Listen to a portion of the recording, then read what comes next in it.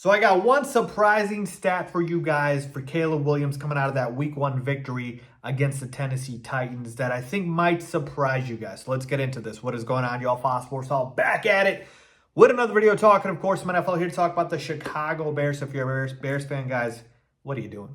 Hit that subscribe button. You know you want to, you know you need to, and you should go ahead and do that. And turn on the bell icon so you're notified every time I drop a new video because I do so very often. All right, so here we go.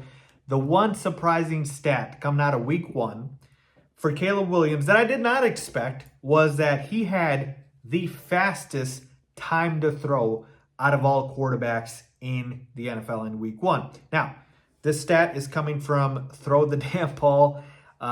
This is from one of the writers at PFF. And he basically put up this graph which shows the fastest time to throw versus the ADOT for all quarterbacks in week 1. ADOT means average depth of target. And so Caleb, as you can see by the graph here, has the fastest time to throw. So that's all the way on the left side. But, and here's the bad part, he's all the way on the bottom left, which means he had one of the lowest ADOTs in week 1 out of all quarterbacks. Now, I want to note this excludes scrambles. So that's key to focus on here. But yes, Caleb essentially was up there with Tua, Aaron Rodgers, and Dak in terms of the fastest time to throw in the NFL. Now, I mentioned he had one of the lowest ADOTs, but why is this stat surprising to me? Why do I want to bring this up? I want to bring this up because the fact is, during that week 1 victory, Caleb, even though the stats were absolutely awful and Caleb was inaccurate, he was still getting the ball out quick. And I believe it was getting to the right spot, but obviously it was not accurate. That was a big problem. And this is key because our offensive line, especially on the interior, was awful. And so you cannot, unfortunately, it looks like, be a quarterback that takes a long time to throw behind this offensive line if they continue their poor play.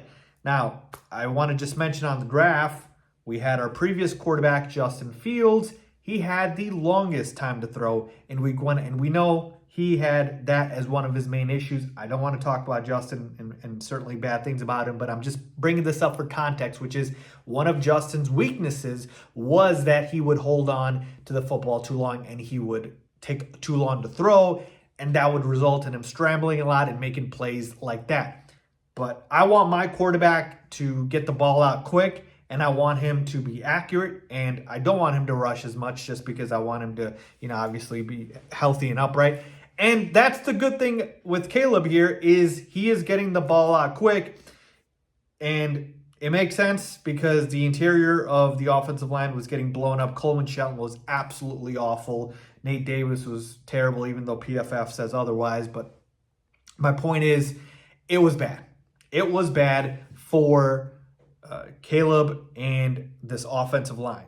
So the other thing here, the average depth of target, that's unacceptable. We cannot turn this Bears offense into the horizontal raid. All right, Shane Waldron needs to fix this quickly. Now, you have to obviously mitigate a bad O-line by getting the ball out quick, but I don't want just bubble screen passes and, dump offs or anything just like that.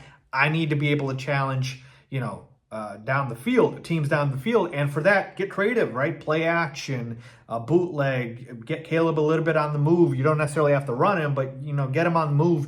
Don't just have him stationary. But yeah, man, so to me, just looking at these numbers here, I like the fact that he's getting the ball out quick. And it's going to have to be the case with this O-line play. Now, we're not going to play a team like the Titans who have a dominant interior D-line every single week.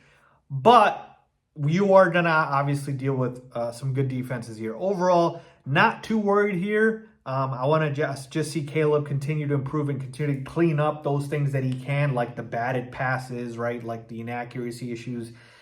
He needs to just clean those up, and that's pretty much it. But it's encouraging to see that he's getting the ball out quick. He's looking at the right spots, and now it's just a matter of, hey, let's hit these passes.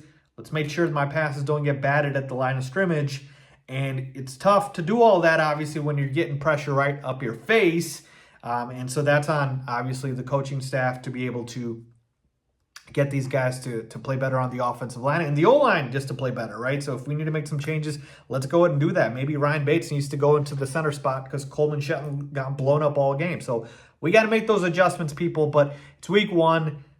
I'm not too worried yet. We see some encouraging signs here, so I wanted to share that with you guys. So let me know what you guys think, man. Leave a comment down below with your thoughts. As always, thanks for watching.